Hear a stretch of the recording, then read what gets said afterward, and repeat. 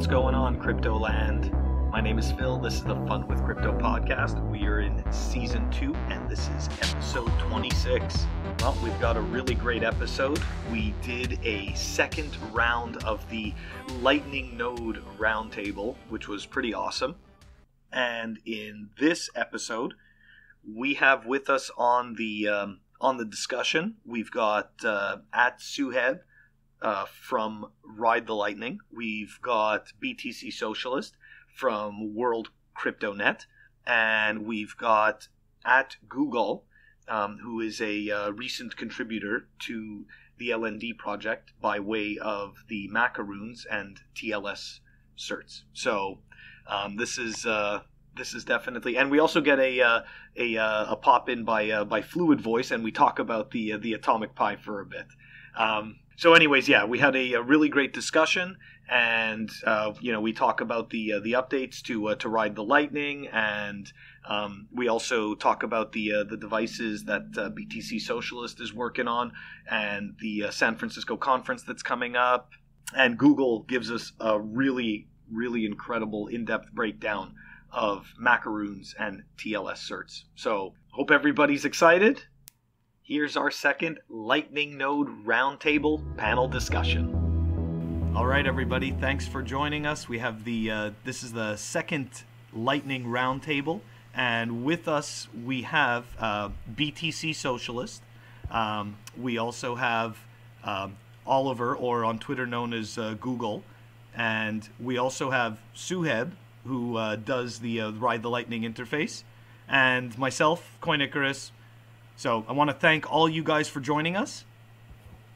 And what we're going to do is that we're going to start off with Oliver, because Oliver has made some pretty interesting contributions to LND, and I'd like him to give us his maybe a bit of his rabbit hole story and how he got into this and what he's working on. Sure. Okay, thanks. I'm Oliver. I started with Bitcoin in early 2017 because of a friend. He told me, hey, look, you're a techie, you're a developer, you have to look into this. So I did. I went in, made a deep dive on the technical side. I played around with many different coins. I built my own wallets and cryptography tools just to figure out how all this stuff works, how the signature work, how transactions are built. So I built a lot of dummy tools for myself to just figure out how everything is connected. Then I thought I really want to contribute to this space. I want to build software that helps this whole ecosystem. And I'm not a C programmer or C++, so Bitcoin Core was it's still out of my reach. I didn't feel comfortable to really get into this, but then I found Lightning in was that late 2017 when there was no mainnet version around, and I thought, Go, that sounds like a new language, so that sounds like something I could learn and play around with. And so I did, and I started creating my first contributions to LND in early 2018. And some of them got merged pretty right away, and so I was very enthusiastic, and I started implementing some feature requests that were in the GitHub repo. And it so happens that most of them had something to do with the macaroons. So I really got into this topic as well. Tried to figure out how these work and why they have potential and what we could do with them. And I did most of that work last year when some friends and we took off work for a month, and we went to Greece, and we just went coding away on different Bitcoin and Lightning stuff. So we had the pool outside, and we just coding and sunbathing for a month, and that was really cool.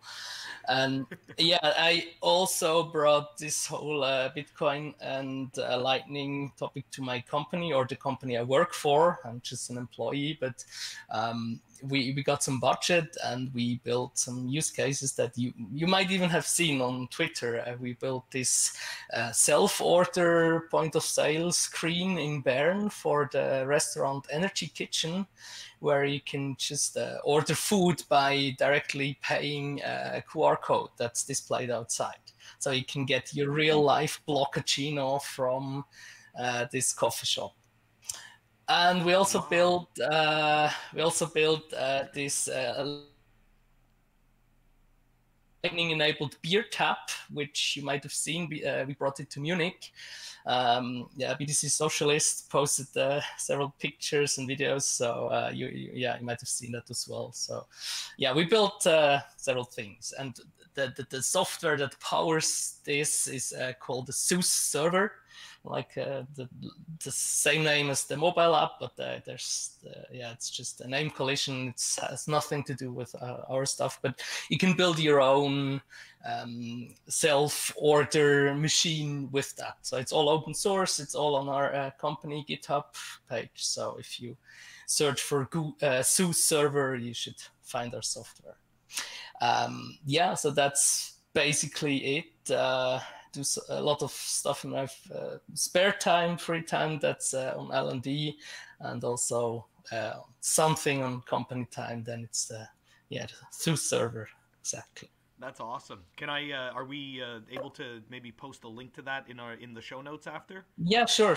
Okay, because I'd love to share that. That'd be amazing. So yeah, I'll put the links into our Twitter group, and then you can post it. Okay, cool. Yeah. So we're gonna come back to you after, because I definitely want to ask you more about macaroons and TLS certs, because I think that for the average user, I think that's all very magical, and mystical. Like I feel like it's out there, so I'm definitely gonna want to come back to you.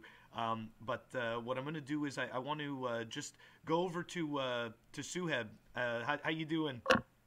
Good. How are you doing? Very good, very good. So I just wanted to talk to you quickly as well about.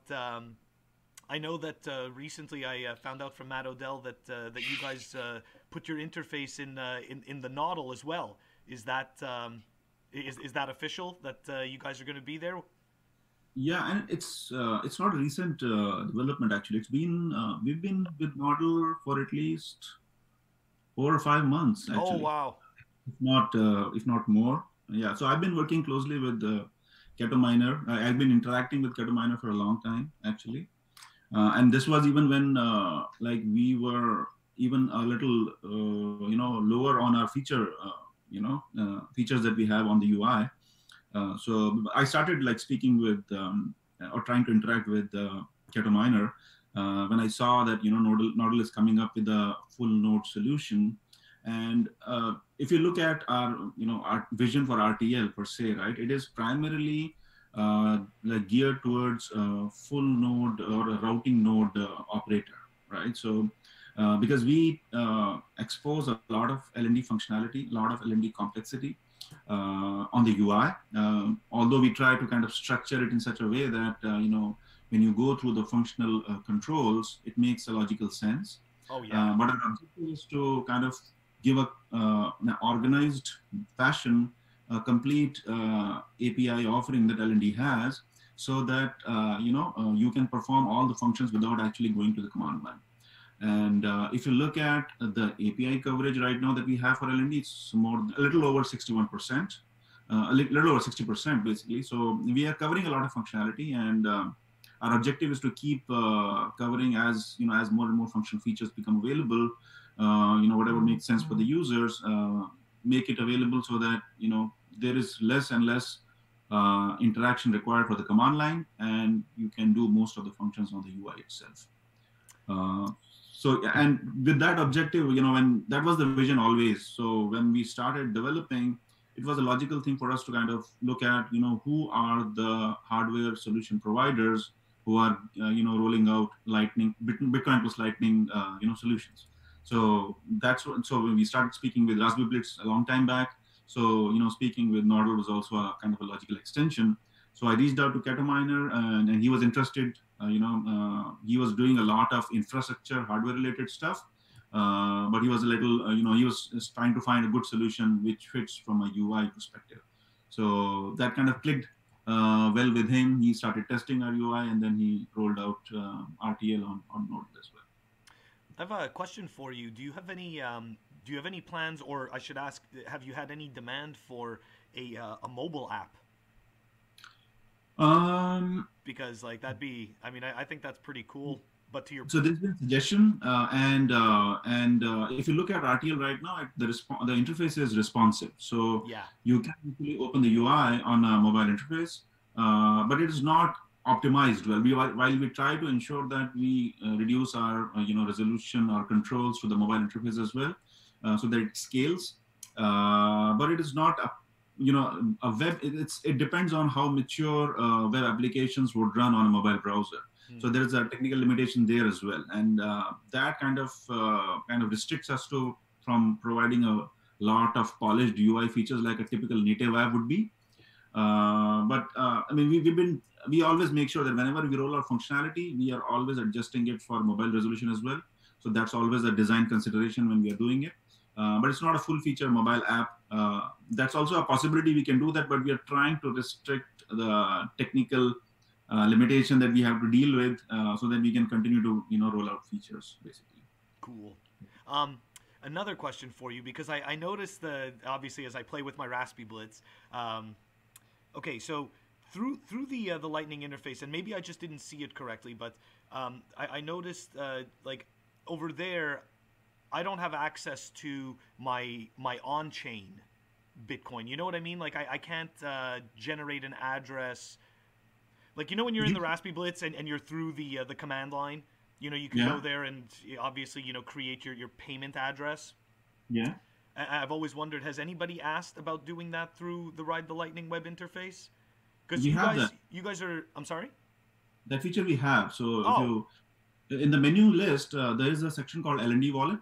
Yeah. So if you click on that, there you'll be able to generate a new address, and you can send out your coins also. If you want to sweep all your coins out, you can do that, and you can receive coins as well. So, and there's a QR code also that is generated. So if you have a mobile app through which you want to sell funds to your Lightning node, so you can do that. So there's a section menu called L&D wallet. And yeah, I've been there. I'll go back and double check, because I mean, I've definitely opened channels with it and mine's up and running, but I was always, like when you want to send funds to your node for on-chain BTC. Like I never found the spot where I could generate the Bitcoin the Bitcoin address to send the funds to. Sure. So I'll double check. Yeah. Sorry? Look in the wallet, you'll find it there. Okay, cool. Thank you. What version are you on as well? Because it does generate the QR code, doesn't it? Which is then displayed on the actual. Yes, it does. The screen. Yep. Well, I'm still on 1.1. So. Oh, RTL 1.1. Oh yeah, okay. Well, so, I mean, I'm on Raspberry Blitz 1.1, I should say. Oh, okay. Yeah. So RTL, if you go to the latest version 3.3, actually the L&D wallet feature was available even in the initial release that we had. That was one of the basic functions which we introduced. So no matter which version you're on, you should be able to find it. Okay. I don't think it's as slick though, is it? Because I think Did we lose BT Socialists? I think he may have just frozen up. Because I mean, definitely the L&D wallet part of it, but do you get what I mean with the on-chain funds, with sending to the base Bitcoin wallet? Yes, very much. I'm gonna go back and double check. I may be just totally misunderstanding. I apologize. No problem. It's just the second menu actually. So from the home, the second menu is L&D wallet. You should be able to find it. Okay, cool. Thank you.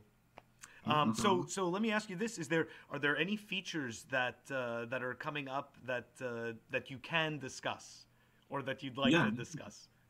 Definitely. So the biggest feature at this point, the big feature that we are working on is the native solution for channel backups.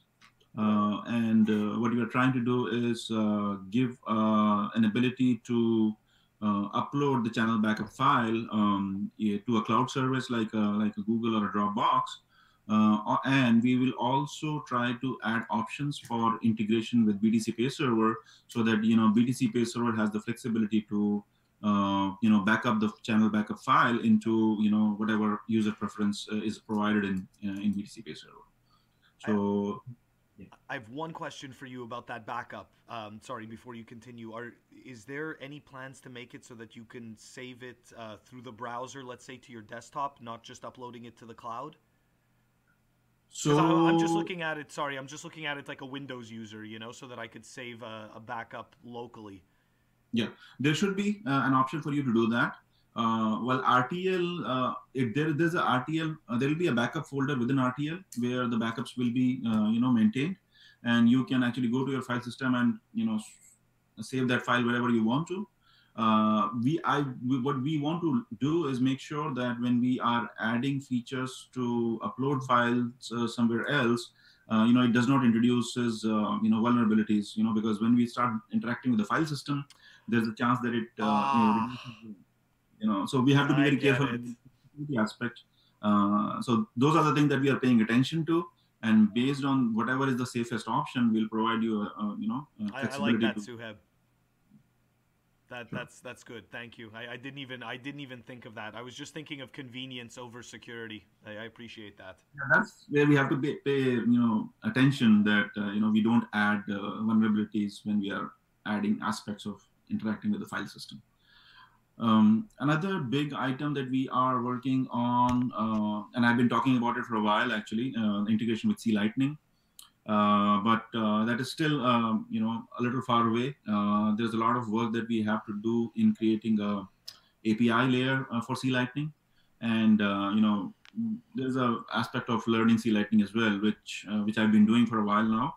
But C Lightning has its nuances, and we are going through increasing. I already have a published API repo on GitHub that I'm continuing to build. But it's still far away. But I'm very excited about that. We are very excited about developing integration, with C Lightning. That's something that we are looking forward to. Very cool. Very cool. I'm definitely looking forward to that. I don't have a C Lightning node yet, so I mean, this is all of my nodes are LND. So. Yeah, LND actually, if you look at LND and C Lightning per se, even though you have to operate the command line. LND has a much easier, path for onboarding new users because of the documentation that it makes available. Whereas with C Lightning, I struggle a bit.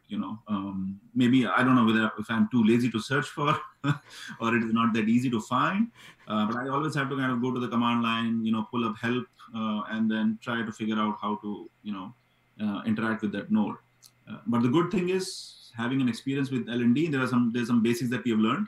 And I find it easier now to understand C Lightning, but still there are nuances, and you really have to dig deeper into C Lightning's own take on how Lightning could function to really start working with that. I think someone's working on a plugin for C Lightning to actually make it interface compatible with LND, so you could just use this plugin, and then it has the same interface, gRPC interface as LND, because all the commands are already very similar. So maybe you could use that one once it's available. Yeah, so I actually looked at, when I started going down that path, I actually looked at the options available. There is one API library called Lighter, which has gRPC type interface available for C Lightning, Eclair, and LND.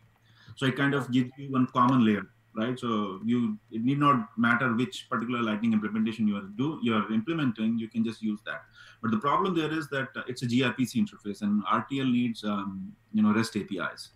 So, okay. So that's why we started writing our own. Yeah, but I definitely agree. There's a bit of learning curve there. So that's what is taking time for us to get to the point where we can actually integrate the UI. Okay. Very cool. Okay, so we're gonna move on to BTC Socialist, just to see if he has what's going on. I know that you're going to be heading out to San Francisco, and tell us a little bit more about what's happening.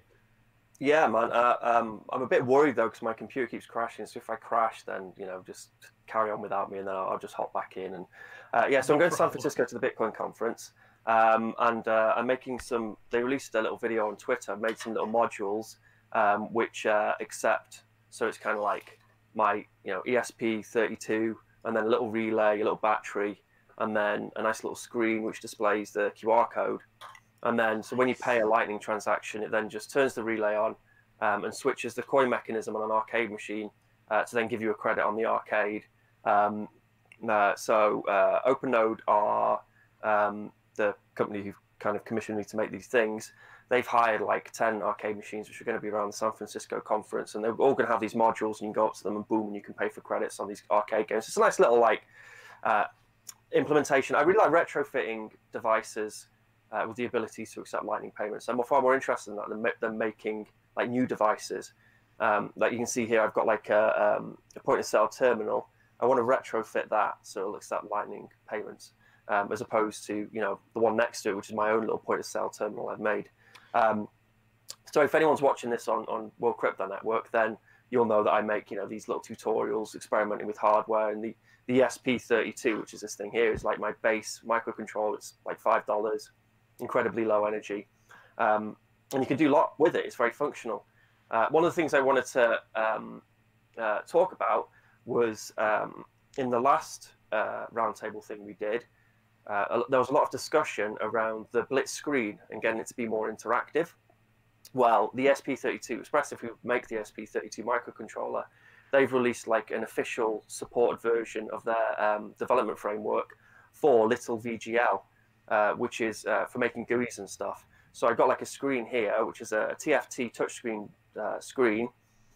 With that, I can make a little GUI, which then basically does what RTL does, but through the ESP32. So the last couple of tutorials I've done on my on World Crypto Network, I've just got the ESP32 to like collect info on the node and then display it on an e-paper display, a bit like this one. And then I've extended that, but I haven't released a tutorial yet. Obviously, it displays QR code and you can pay, and it basically does what my other payment modules have done, but without using like a custodian, just talking to the node directly. Well, as it's doing these API calls and posting GET requests through the LND REST API, the GUI of the little VGL could do all that functionality as well. So one of the things I wanted to ask on the RTL side was, I thought it would be quite nice if users have, obviously they've got the Ride the Lightning option, and then to have that same sort of coloring and branding and style, if I kind of built that into the GUI of this, because this is essentially doing the same thing, it's like a sort of seamless experience then, isn't it? So, I mean, obviously you could have like your mobile phone and you could access your Lightning node that way, but to have this as a fixed feature somewhere where you can access functions on your Lightning node, and you can check it, you can top up your on-chain balance, get it to display a QR code and all this. You'll basically do what the Raspberry Blitz screen currently does, plus it will have the ability for you to interact through touchscreen and then run different functions for different get and post requests using the LND REST API. So I was pretty interested in like nicking the style of RTL and trying to make it look, although it's not obviously the same project, but like trying to make it complement the project, so you kind of get that seamless experience. Does that make sense?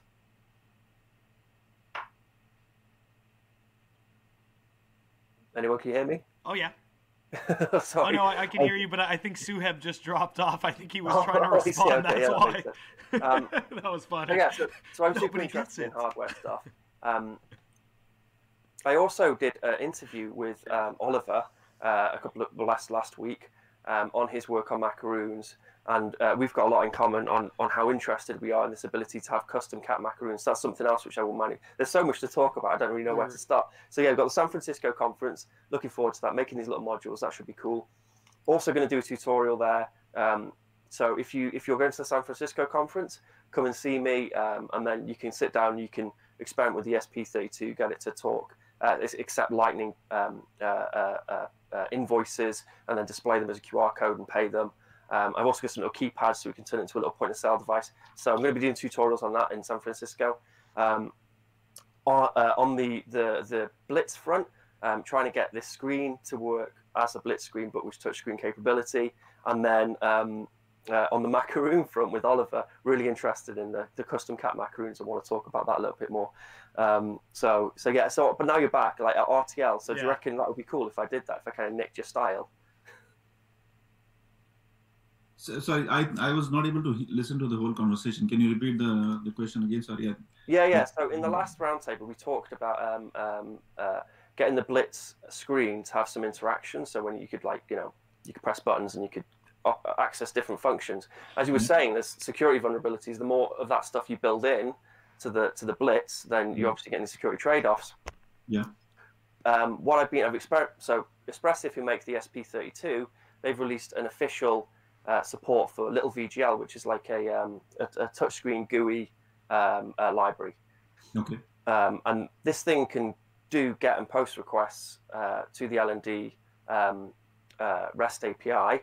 So you could essentially do what we were talking about getting the Blitz screen to do last time on the thing, but you could do it using the ESP32. So all the Blitz is getting and post requests. So you're like air gapping that vulnerability. You've also got the added bonus of being able to keep your node somewhere super safe, and then have your screen somewhere. You could have it somewhere fairly public, if you've got limited functionality on it. But what I was asking was, because it'd be quite nice to kind of get a seamless experience, is if I could kind of like nick some of the style of the RTL project, and then try and like the color and brand the GUI of this when it eventually turns into a project, if it does. So you kind of get that similar experience. Does that make sense? Yeah, it does, definitely. Yeah, we can definitely explore and see, from a hardware perspective. So when we are thinking of UI, we have to look at the resolution, capability of the device, and so RTL specifically is a web UI, right? So I don't know whether this particular interface would support a browser. Right? No, it wouldn't. It wouldn't. So it wouldn't be exactly the Ride the Lightning interface. It'd obviously be kind of like a modularized version of it. If that makes sense. So it would have like different menu screens. You'd have to hop from menu screen to menu screen to get to different functionality. We just kind of have. My idea was to try and steal some, because obviously RTL looks nice. To try and steal just some of the style, Yeah, definitely. I mean, I think it makes sense. I agree with that. That's cool. I look forward to that. This will be my next hack then, which I'm going to be hopefully developing on. I'll be curious, like what UI technology you would use. What kind of support will be available for UI controls on a small interface. It will be more mobile, closer to mobile type UI, right? Oh, sorry, say that again. The UI framework that you will use to provide these controls on this little interface, right, will be more closer to the mobile type, UI libraries available than a web UI per se. Yeah, absolutely. Yeah. Be more that sort of experience. I mean, you could arguably just use an app, like Gornikus was saying, you could just use an app which then does that on your phone. But this would kind of be like a permanent fixture somewhere, Maybe it'd have limited functionality, so you could just literally, check if your channels are on or whatever, or check the and then maybe you could fund your on-chain address or something, Yeah. It can be like a temperature control device, right? Where you go and check at home. You can go and check, okay, what is the status of my node, right? That stuff's dead useful. So like I've been making a point of sale for Room 77 in Berlin. And I've been interacting with their node, which Christian set up. Now, Jorg, the guy who owns Room 77, he's got really like weird internet connection, and the node keeps dropping out. So I'm like developing, and then all of a sudden my little gizmo doesn't work, and I'm like, why isn't it working? I think it's me and my software. So all I did was make like the simplest little, I just got an ESP32, I got it downstairs, 2 LEDs, one red, one green, and then when node's online, it's just green. And then as soon as it cuts out, it just goes red. And that's so useful. It's like the simplest thing, Yeah, I agree. And if you're using your node, just to have like a visual, just something in the room with you. So if your node drops off, then you can see it straight away. I don't know. I found that really useful. So yeah, that particular feature a lot more useful when somebody is actually operating a lot of routing nodes. So if somebody is a professional routing node operator, so there's so much information that they have to keep track of, right? So these controls can really help them develop a bird's eye view of which node is functional, which node is failing, Do I need to go and check, what is the problem with that particular node?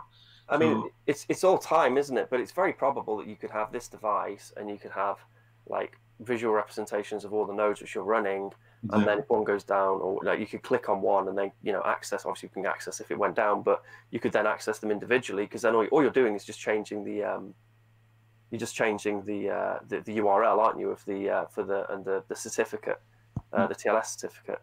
I see that, like I said, more data center type of operation where you can have these displays running and you can figure out, okay, this node is misbehaving. So let me go and check and see, what is the problem, basically. Yeah, it's a very worthy project. It's just time, though, isn't it? Everything's time. Yeah. Like, of course. jeez. I'd love to have one thing I'd love to see would be, and I don't know if it can be done, but essentially a generic web UI where you could manage all your different types of nodes, because there's the Nodl, BTC Pi, the Raspberry Blitz. There's going to be, we know Staticus is working on the with that Shift Crypto team, the Bitbox, their node, like that would be, I mean, and then if you think about it, right, that's like you said before, just having like a unified like API, like one API which they all kind of use or agree upon, then that would be dead useful. Yeah. So on that particular front, right, we are trying to create handle the UI of within one UI handle multiple nodes. And so right now, if you look at RTL's feature list, there is a feature called multi-node management, where you can actually connect multiple nodes through the single UI. So all you have to do is, multiple LND nodes we can manage through one UI. So you will be able to, you can go in your settings and you can switch to a different node, right? And then you don't need to really log into the, a different device or type a different IP address. Within the same UI, you can just go to the settings, switch the node, and, look at that node particularly. Basically. So, stupid question though. Is there, and I know because Casa, has their proprietary stuff, would we possibly be able to monitor a node like a Casa node through this UI? So it depends, like how much flexibility Casa is providing. You would need to take out the settings. So RTL you have to configure a multi-node config JSON file. And then within the JSON file, there is one section for each node. So if you configure your settings, and you have to actually also put your macaroon file on the server on which RTL is running. So if you have the macaroon file for different nodes, and you have the settings of what is the IP address for each of those nodes, then you can just go to the setting and switch to different nodes. But our vision is ultimately to actually provide a unified dashboard, so that you have, so instead of actually even switching through a different node, you can actually, in one view, when you log in, you can actually see a lot of information from different nodes. We can summarize high-level parameters on a single dashboard. So that is the next level of integration we want to do on a multi-node management. But right now also we have the feature where you can, through a single UI, you can switch to different LND nodes. And once we have the C-Lightning integration available, we can add the C-Lightning integration as well in that JSON file. So you know what? This is a really cool license model, if you think about it. 1 to 5 nodes, right? I think it's great. I think it's genius, right? I mean, we gotta get it out there, and like people have to, I mean, this stuff doesn't come for free, it takes time and it takes effort, and I gotta tell you, man, if you do something like that, I am most likely gonna end up paying for it. So and that feature particularly is more useful if you are a routing node operator, and I would assume that a routing node operator would be operating multiple nodes, right? So they would want to track all of their nodes through a single UI. So that makes more sense for those type of technical users. So do you think there is a business case for routing node operators? I do. I do think there's a business case, and actually I think that the reason why we don't see it yet is the same reason that most people couldn't see Bitcoin when it was worth almost nothing. It's right now it doesn't have and it's growing, but it doesn't have the network that it will. And when it does, I believe that people are, and I've said this before, I truly believe that people are totally discounting the fee model in Lightning. But doesn't it just drive prices down down to nothing? Like, isn't it a race to the bottom price wise? Like, Bitcoin's supported just by people running nodes for themselves. It is now.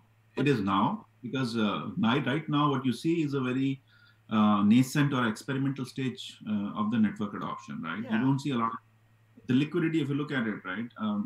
So the way I foresee the network growth is that you'll have multiple tiers of liquidity, right? And at each tier of liquidity, there will be a fee range, right? So, and basically that's how kind of Lightning is designed also, right? The routing fee which is charged is based not just on the transaction itself, but how much you are sending, right? So that's how the fees is charged. So obviously, kind of once you start getting a lot of competition, right now what you'll see is when you send a large amount of transaction, a large amount of money through Lightning Network, the fees that you have to pay will be much higher.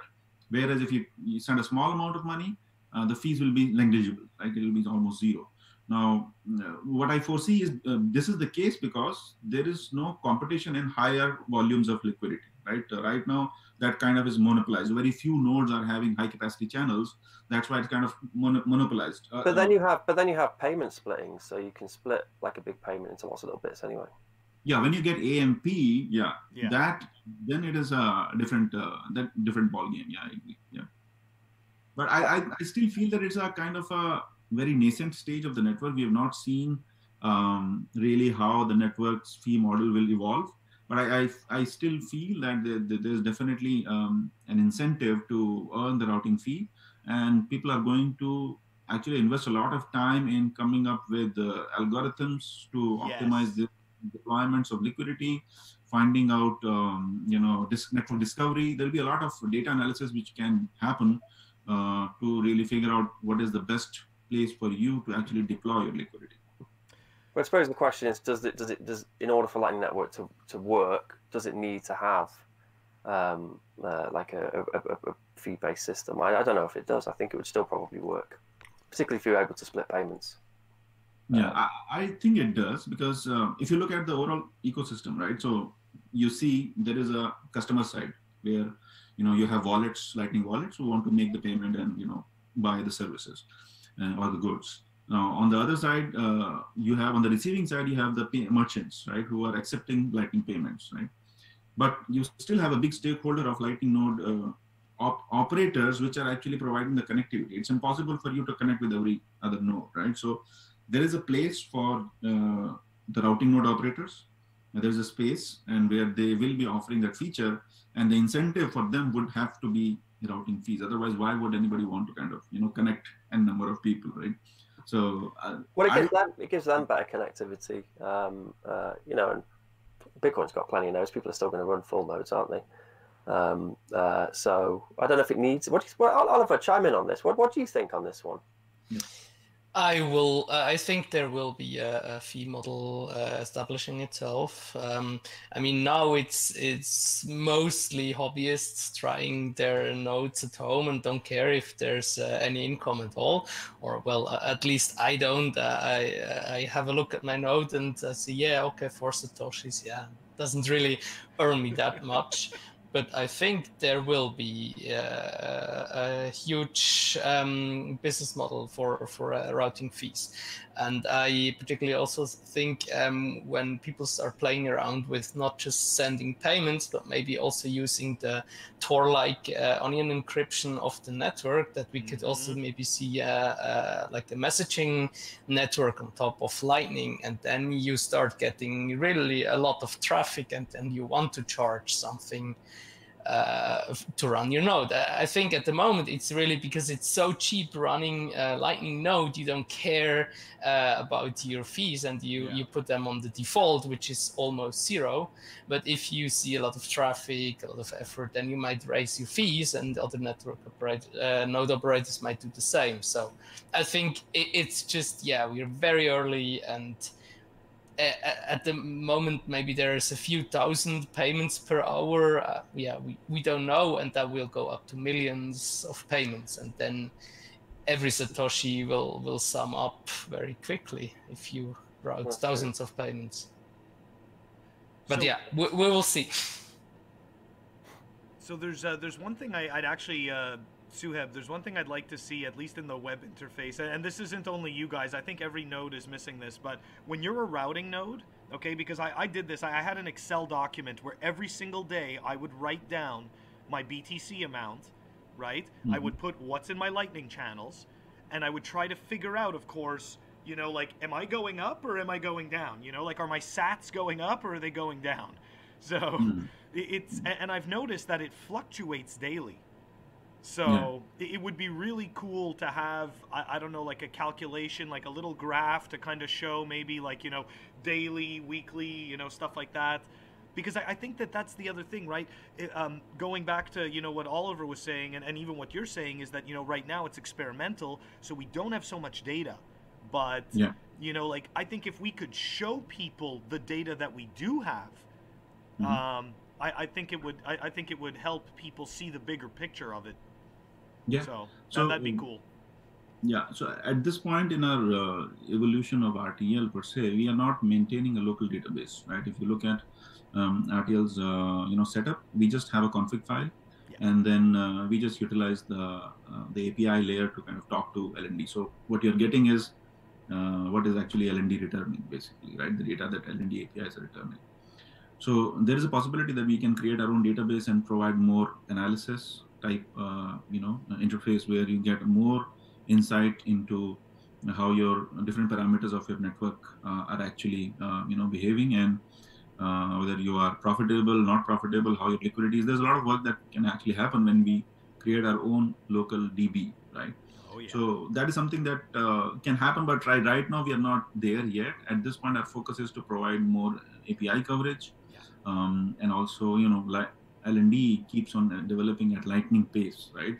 And there's so much, we are always behind, you know, LND. So there's always so much catching up to do with LND's feature list itself that, you know, we cannot get to the point where we can actually add more value.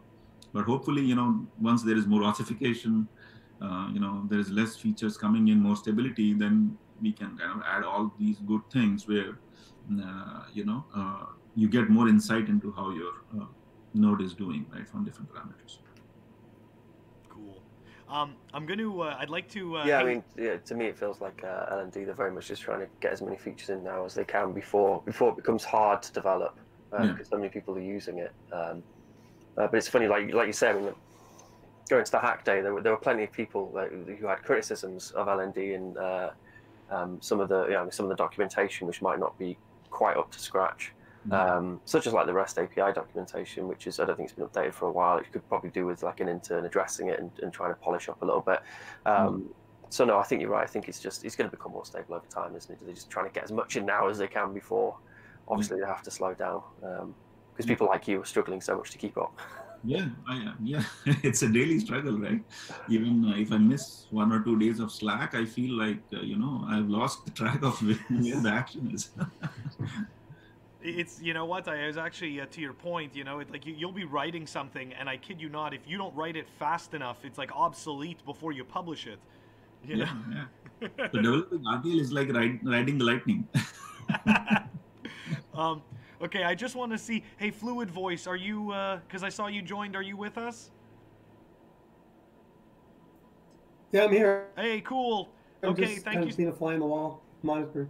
No, I actually... I'm really glad that you joined us. I just wanted to, because I wanted to get updates, you know, from everybody, and I know that I've been following a lot of your what's it called, your Twitter posts and everything on the Atomic Pi, and I've been seeing you go back and forth a lot, you know, with OpenNoms and everything, and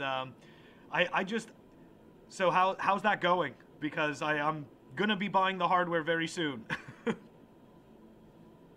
I don't know. I've been busy with other things lately, but yeah, I don't know. There were some rumors about that board. I'm not so sure what kind of future that board has. You know, no. I kind of told, huh? I was saying no.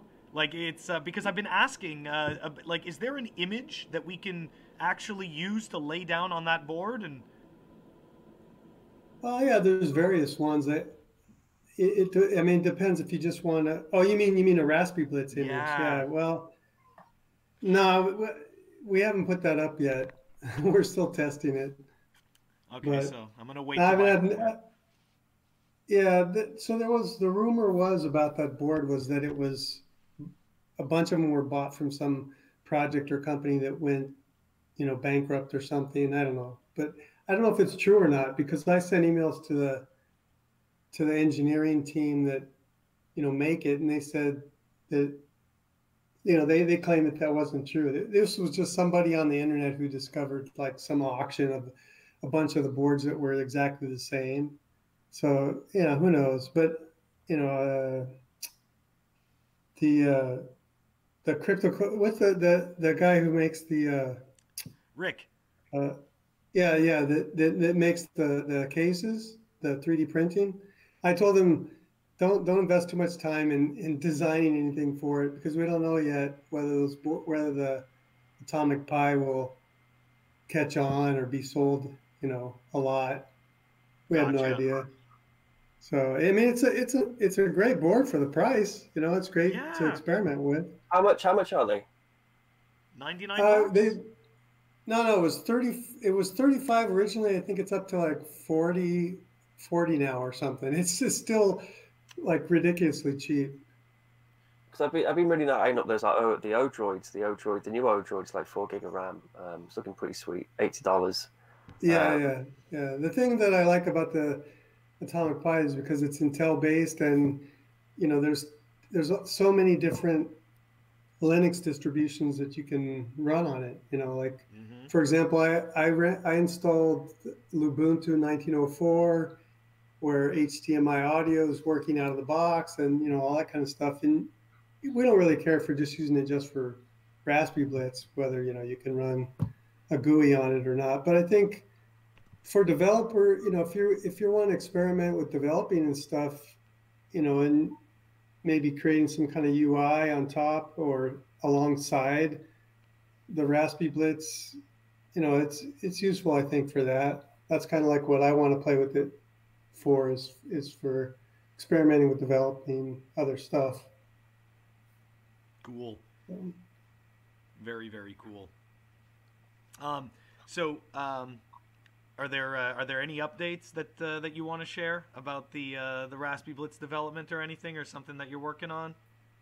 Nah, I've been busy with other stuff, which is the reason why I was mostly just listening in with you guys. Oh, no worries. Have you built a Blitz on top of the Odroid? No. No. Okay. Yeah, I won't mind having a go because you've got the SSD on it. Well, you should be able to, because obviously the biggest criticism of the Blitz is the torrent blockchain, isn't it? So with the Odroid, it's possible just to have it as a download, actually download the blockchain as opposed to using a torrent. So that's partly why I wanted to get it. And I was speaking to Cointar at the Munich conference. I should get him on here, actually. He's a good guy, knows his stuff. And he was saying about using, I think called Featherbean or Raspbian Feather or something, which is like a light version of Raspbian which you could use and then try and run the Blitz on that on the Odroid or something. So I need to pick his brains on how he would suggest doing that. I also like the idea of like the Blitz on roids as well. I think it's quite cool. Yeah, OpenNOMS is experimenting with a lot of other boards. Well, I don't know about a lot, but a few other boards, and with other, Raspbian, I think, and Diet Pi, a couple of the other distributions. There's too much. I don't have time. I don't have time to play with that stuff. Yeah, I was speaking to OpenNOMS in Munich. It's a shame he's not on actually, because he was on last time for the World Crypto users, World Crypto Network viewers. Because I was chatting to him in Munich, and man, that guy knows his nose, doesn't he? Oh yeah. Yeah. It's unbelievable. Yeah, he's a good source of information. So we'll have to get him on, and I'll definitely have to pick his brains on getting the Odroid, getting the Blitz on the Odroid. So yeah. So I just want to turn it back to Oliver because at the beginning we started to talk about the fact that he develops on the macaroons and TLS, and he's got some BTC Socialist, if I remember this correctly. You said he's got some pull requests in on LND. So Oliver, are you able to demystify macaroons and TLS for the average person that is not as technical, or somehow break it into layman's terms, like what this means for them? I can try, yes. Yeah. Let's give it a shot. Okay, yeah. So you mentioned TLS and macaroons. They're actually pretty separate. They, usually have to deal with both type of files, but they're separate. So let me start with TLS. That's just the SSL encryption, or the TLS encryption. So it's the same that happens in your browser, right? And what LND does, it just creates its own certificate that isn't signed by any certificate authority, whatever. It's basically not trusted because it's just created on the fly. So why you need to specify the file on the client in LN CLI is it only can trust one certificate, and you have to feed this certificate into the LN CLI. Or if you use gRPC, you have to give it the certificate and basically tell it, yeah, look, if you receive that one from the server, if it's identical, then you know it's okay. But in the future, and there's already a pull request in from Jost Jager, he's adding Let's Encrypt certificates to LND. So LND will be able to create its own trusted certificate through the Let's Encrypt mechanism. And then you can just connect with a normal trust store of your operating system. So you don't need to feed LN CLI, or in case of Write Lightning, you don't need to feed it a certificate anymore. You can just use the trust store of your operating system. So that will be awesome. At the moment, that's just a workaround, right? You have to say, yeah, okay, trust this certificate and this certificate only, but it's just the first step. So it will get a lot easier after this pull request is merged. And then the second one, the macaroons, that's how the authentication works. That's once you have the handshake with the server and the connection is set up, you have to show that you actually are allowed to use the server. So you present a token, and it's similar to a cookie in the web browser, but it's actually a cryptographic setup. So you have a payload that is signed, and you have a signature, and the server can verify that it created this macaroon. So the server has like a private key, this root key, and then creates an ID, which is just a blob of data, a binary blob of data, and creates a signature with this key with a HMAC, so hashed message authentication code. And the output is a signature, and only the server can verify it because the server is the only one who has the private key. So that's a basic setup. But what the macaroons allow is that if I get a macaroon and I don't have the private key because I'm just a client, I can still go ahead, take the signature, add a restriction to the macaroon, create a new signature, and then only send this new signature to the server. Or I could even give this new macaroon to someone else who could then even add more restrictions. So if you get a macaroon from the server, you can yourself restrict what is possible to do with this macaroon. So you guys, basically, if you have the admin macaroon from the server, you can do everything. But then you can go ahead and add a restriction and say, okay, now let's make it only valid for 10 seconds. And then you send this new macaroon that you created yourself with the new signature over the network. And if anyone intercepts it, it will only be valid for 10 seconds. And because of the cryptographic setup, no one can take away the restrictions, because you need to know the root key that is used to create the macaroon, and because it's chained through this HMAC, the previous signature is taken as a key for the next one, so you need to know the start of the chain. Anyone can add restrictions, but no one but the server can take any away. So I can give you a macaroon and restrict it to your IP address or one of the pull requests I created is I could create an account that is, just what it says. I can create an account on my LND node, give it a few Satoshis, and then give you a macaroon that is locked to this account. Then you could use this macaroon to come to connect to my server and spend these macaroons that are these Satoshis that are on this account. So I could give you access to my node, but restrict how much you can spend. And I could do this with a macaroon. That's genius. Yeah, so I could even give my parents a cell phone, create a QR code with a macaroon, set up an account for them. They give me some fiat, and then they can use my node to start using Lightning, or allowance for children. That's what I was just gonna say. I'm like, that is absolutely genius. So okay. we were talking about the use case. So I made the NFC card payment thing, and like in Europe here, we often use the tap and pay cards. So our bank card, you can tap and pay, and the security trade-off is you can only spend X amount per day and like 3 transactions of 30 quid or whatever it is. So if someone gets your card, they can technically spend that amount of money, but that's a security trade-off. Whereas, so the way in order to be able to do this, I was handing over like the keys to the kingdom. Like somebody could just go and take all my funds. Whereas if you've got like a custom macaroon, then you could have it restricted. So it has that same restriction. Yeah, if you get that macaroon, you can use it, every day, and you can extract this amount every day. But as soon as you lose your card with that macaroon on, then you just delete that macaroon and then flash the macaroon onto a new card or whatever.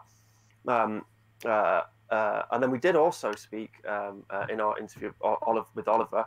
He spoke about then adding that caveat to having a little logic chip in the card. So it adds the caveat that you can use this macaroon for a few seconds. So you're then giving the macaroon to the merchant. The merchant is then taking the funds from your account on your behalf and putting it into their account, but they've only got a few seconds to be able to take that amount out. So if someone intercepts it, they can't then use that macaroon again. It's so cool. It's really incredible. And there's just a whole set of use cases. What about like money? Would that help money streaming, Oliver? Could you use that for money streaming? So you'd have like a capped amount or repeat payments or something? Yeah, in the future, the pull request is in at the moment is very basic. So it's a one-time balance, but I plan on extending that to give it a repeat balance. So you could create an account where you say, okay, 2,000 Satoshis per month, and then you can give that to a merchant that can help itself every month to get the payment for a service you want to use. So they themselves have to care about actually getting the money, and you can always delete the account if you don't want to use the service anymore. So you're in full control of your funds because the account is on your device, right? And you could also do daily stuff, or even say, yeah, okay, every minute you can get a few Satoshis, and I'm giving it to a video streaming service, whatever, and it cuts off once you disable the account or something like that. Yeah, there's so many possibilities. And that's just one new restriction with this account. You can implement whatever restriction you can think of. So it's just the beginning, right? Yeah, I said, like in our interview, I said, this is being your own bank, isn't it? When you can issue accounts and you can set up direct debits and you can do all this stuff, which our legacy banks currently do for us now, like and more, But it's interesting, right? Because it really is being your own bank. Yeah. Right now we are so out of control of what we have, and this is really giving us like an overdrive of control. It's incredible. Yeah, of course it is complicated. You have to think about a lot of stuff. You have to take control. Yes. But if you want to help onboard your family, your friends, that might be an easier option than they themselves handling private keys for the first time. Eventually, we all hope they will get there, but as just to an incentive to actually start using it and seeing how simple it is, you could be custodian for your social circle. I was going to say. Yeah, I mean, I think it will make a marketplace of custodianship, which I yeah. actually think there is something for. Like, there's a good case for that, which could have, like, front of house, and it could have a rating system or whatever, but where you dedicate a certain amount of liquidity, which could then be used for other people to use. It could be helped, I don't know, with loans and all that sort of stuff. No, so I think it's one of those like ideas and technologies which will develop a new market, a new industry. Yeah, definitely. Absolutely. So we're coming up on we just passed the 1 hour mark on this. Do you guys have any final thoughts you want to share or anything before we close out today? We're gonna go through. Not really. I mean, just if you're in San Francisco, you're at the conference, come and see me. We'll fiddle around. We'll make one of these little devices. I think you could buy them for $15 or $20, and then we can make some little projects and start getting it to accept Lightning. So that's pretty cool. And then just stay excited about the technology, play with the hardware, buy some boards, try putting Node software on there, and then contribute. People just contribute where they can. I'm not a developer, but I'm able to make little bits and bobs, and everyone's able to contribute in some way or another. So I agree. What about you, Oliver? You have anything you want to close out with? Yeah, if anyone has time to play around with my pull requests and test them and give feedback, that would be super helpful, because most of them are not merged yet, so they're still the pull requests are still open. So every review really helps a lot, and yeah, we maybe can speed up the process. So that would be awesome. Cool. Suhaib, anything you want to throw in final thoughts from Ride the Lightning World? Yeah, just that we are working on the things that I talked about. The pace of development has slowed down a little bit. There are a lot of some other personal distractions also, right? So because of that, we're not able to contribute as much time as we can, but as we want to, rather. But just want everybody to know that we are here, we are working on it. You will start seeing a steady stream of releases, sooner or later. So yeah, just stay tuned. Very cool. Thank you so much. I just wanted to ask Oliver, sorry, is there a time frame on when those pull requests, on when some of that functionality may get worked into macaroons, or? That's up to the reviewers, so basically Lightning Lab employees. But I know one of the pull requests is needed for the Shango app to work. So the guy who's doing the Shango app is putting a little bit of pressure onto them, cool. And apparently he was able to get maybe in 0.8 out of them. But I don't know if that applies to all of the macaroon pull requests. But yeah, maybe in the next version. Oh, well, the one after 0.7, which is about to come out, as I've seen. So maybe in 0.8, yeah. One of the little problems I came across, I want to make I'm making a vending machine, and I want to have a little physical faucet on the side. So it says free Bitcoin, you go up to it, has a QR code, you scan it, and it gives you 100 Satoshis or something.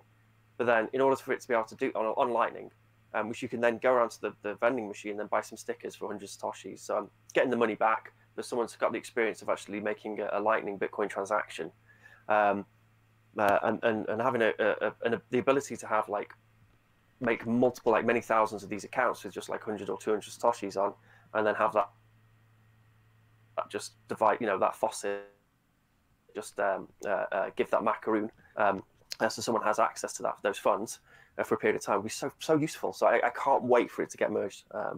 I'll try and apply pressure, and if I ever see any of those LND guys, I'll be like, do it. Very, very cool, guys. So look, I just want to before we close out, we're gonna put that website you were talking about, Oliver, for that software. We're gonna stick that in the show notes. I'm obviously gonna put links to all your Twitter contacts in the show notes. And of course, I want to thank every single one of you guys, this morning, for your time, and obviously your contributions to the future, the future of our money. So. Oh, great, man! Thanks for organizing this. I think we should do this because it's so important to kind of get updates on what's going on in Lightning, and being able to bring people in and talk to them is great. So hopefully you can organize this more often. How often are we going to have these then, do you think? Well, you know what? I put out that, doodle poll, and it looks like, so we were kind of split, right? Some people wanted every 2 months, like Christian, I think, wanted 2 months, and, everybody that's on this call right now wanted every month. So I'm happy to do it every month. I really enjoy doing it, and it kind of keeps us all engaged, and it keeps us all talking, So I'm gonna put out. I'll put out another schedule at the in a couple of weeks for July, and we'll see when we can all get together in July to see where we're at, and then talk about the updates. Brilliant. Cheers. Thank you. All right. Thank guys. you. Thank you very much. Yeah, thanks. It was fun. Bye. I hope everybody enjoyed that. I'll be posting the contact information for everybody that was on the panel in the show notes. And I just want to thank everybody for listening.